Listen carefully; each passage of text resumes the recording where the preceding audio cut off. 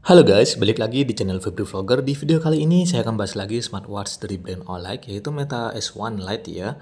Smartwatch terbaru dari OLED yang baru rilis beberapa bulan yang lalu. Saya akan bahas mengenai keunikan dari desain dan layar dari smartwatch yang terbaru ini teman-teman. Harganya sangat terjangkau, cuma di 150 ribuan. Jadi dengan harga segitu saya yakin banyak teman-teman yang tertarik dengan smartwatchnya.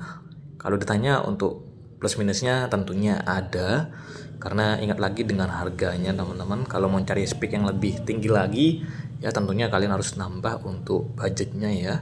Ini harga 150 sudah sangat terjangkau loh untuk sebuah smartwatch. Ini juga tampilannya bagus. Untuk varian warnanya ini cuma tersedia warna hitam aja. Dari tampilan desain ini terlihat ya, untuk bagian bodi sampingnya dia kelihatan mewah, tapi kalau kita pegang langsung smartwatchnya ini kerasa banget kalau bagian bodinya sangat ringan, dan ini juga masih terbuat dari bahan polikarbonat. Jadi bukan bahan metal teman-teman. Kalau kalian pegang langsung tuh kerasa banget ya, kalau memang bodinya masih terbuat dari plastik yang sangat keras gitu, polikarbonat. Terdapat satu tombol di bagian samping. Untuk tombolnya ini cuma digunakan sebagai tombol on off ya, untuk menyalakan dan juga mematikan layar smartwatchnya. Jadi bukan tombol untuk masuk ke bagian menu utamanya. Tombolnya ini kelihatan kurang kuat sih menurutku. Kayak gimana gitu tombolnya ini. Untuk bagian bodi belakang ini masih terbuat dari plastik. Jadi bukan dari metal. Wajar sih. Kebanyakan di harga segini ya masih terbuat dari bahan polikarbonat semua teman-teman. Untuk bagian bodi belakangnya ini ada tempat charger sama tempat bagian sensornya.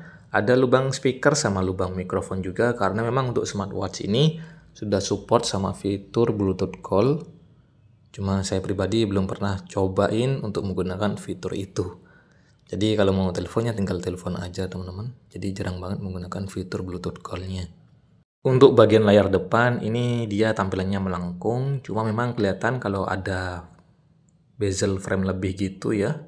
Kalau kita tidak menggunakan tampilan watchface yang berwarna hitam, ini kerasa banget teman-teman. Kalau memang untuk bagian bezelnya dia ada sedikit yang lebih gitu, terutama di bagian dagu bawahnya.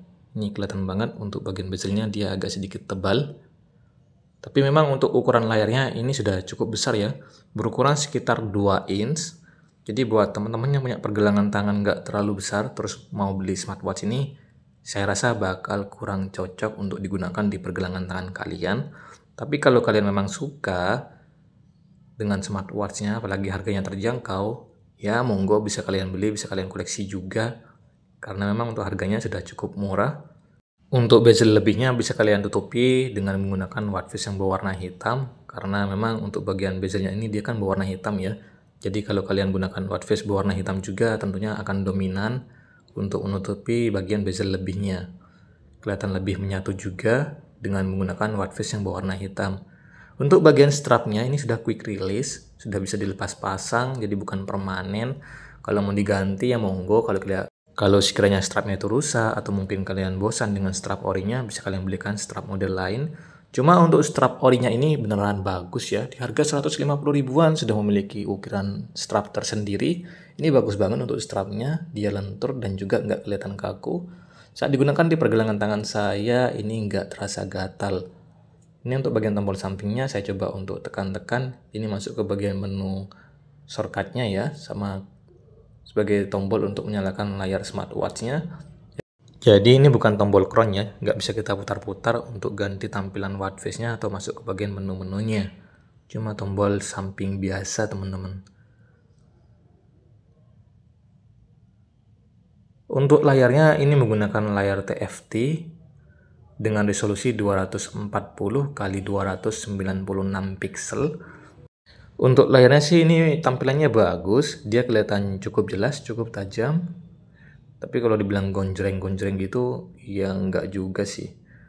Untuk bagian brightness-nya ini masih manual teman-teman. Jadi kalau kita lagi ada di luar ruangan seperti ini, otomatis kita harus mengatur untuk bagian kecerahan layarnya ke yang paling maksimal, biar kelihatan jelas. Tentunya kalau kita meningkatkan bagian brightness-nya ke yang paling maksimal, ini juga bakal lebih cepat untuk mengurangi daya baterai di smartwatch ini. Nah ini buat yang baru beli, nanti ini ya, untuk mengatur bagian lama waktu layar menyalanya. Nih, Karena saya juga waktu pertama kali beli tuh beneran merasa bingung untuk mengatur bagian lama waktu layar menyalanya. Ini juga ada fitur jam layar, ini fitur AOD yang tersedia di smartwatch ini. Bisa kalian aktifkan, terus untuk durasi tampilannya kalian bisa pilih teman-teman, mau pilih diaktifkan selama 5 menit, 10 menit, 30 menit, bahkan paling lama itu bisa 60 menit. Nah, kalau kalian aktifkan fitur ini tentunya bakal lebih cepat untuk mengurangi daya baterai smartwatch-nya. Ini cukup unik sih, di harga 150 ribuan kita sudah diberikan fitur untuk menyalakan layar smartwatch-nya lebih lama. Ini saya coba gunakan untuk fitur AOD-nya, tampilnya seperti ini saat digunakan. Nah, ini ya. Kalau kita menggunakan tampilan watch face analog, itu otomatis nanti untuk fitur AOD-nya dia akan menyesuaikan juga. Begitupun kalau kita menggunakan tampilan watch face digital, nanti untuk fitur AOD-nya akan menyesuaikan juga teman-teman. Contohnya ya, saya akan coba untuk ganti tampilan watch face-nya dengan menggunakan watch face digital. Nanti otomatis dia akan menyesuaikan juga. Untuk baterainya memiliki daya baterai di 230 mAh. Jadi nggak besar-besar banget ya untuk daya baterainya.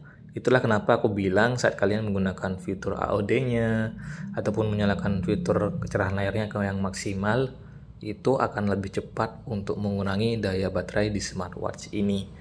Karena memang untuk kapasitas dari baterainya dia nggak terlalu besar, tapi untuk penggunaan normal katanya sih mampu bertahan kurang lebih sekitar 5 harian. Dalam mode standby bisa bertahan kurang lebih sekitar 20 hari. Tapi ini aku belum pernah coba teman-teman, karena pas waktu cobain fitur AOD ini itu beneran kerasa banget kalau bodi dari smartwatch-nya itu terasa hangat. Apalagi pas lihat baterainya itu beneran kerasa lebih cepat berkurang. Untuk pengisian dayanya membutuhkan waktu kurang lebih sekitar 1 jam. Kalau untuk fitur olahraganya, ini masih belum ada fitur Strava sama fitur GPS. Jadi ingat lagi dengan harganya ya. Jangan terlalu mengharapkan lebih juga teman-teman. Masa kalian mau beli smartwatch 150 ribuan terus kalian pengen smartwatch itu bisa terhubung ke Strava. Itu rasanya agak sedikit keterlaluan juga. Ini untuk fitur rest-to-wake-nya sudah tersedia. Fitur rest-to-wake sih sudah sangat umum ya, ada di model-model smartwatch dengan harga yang cukup terjangkau, sampai yang mahal juga itu ada. Jadi untuk fitur rest-to-wake itu, tinggal kalian gerakkan ke arah kalian, nanti otomatis layarnya itu dia akan menyala. Jadi kalian nggak perlu lagi untuk menyentuh atau menekan di bagian tombol sampingnya. Fitur ini sangat berguna, terutama kalau kita lagi berkendara, atau mungkin lagi ada di dalam kelas, atau yang lainnya. Ini bisa digunakan untuk smartwatch-nya, untuk fitur rest-to-wake-nya, untuk melihat tampilan jam atau waktu saat ini. Terus juga ini sudah terdapat fitur water resistant teman-teman, sudah tahan air. Jadi kalau kalian gunakan untuk aktivitas air yang nggak terlalu berat ya, seperti cuci tangan atau mengambil wudhu, itu aman-aman saja sih, nggak bakal mengalami kerusakan mesin. Untuk fitur tap to wake ini belum ada, fitur cover to sleep juga belum ada. Untuk tampilan temanya ini bagus banget ya. Ada 10 tampilan tema yang bisa teman-teman gunakan. Itu sudah sangat banyak teman-teman. Pilihan temanya juga bagus-bagus kok.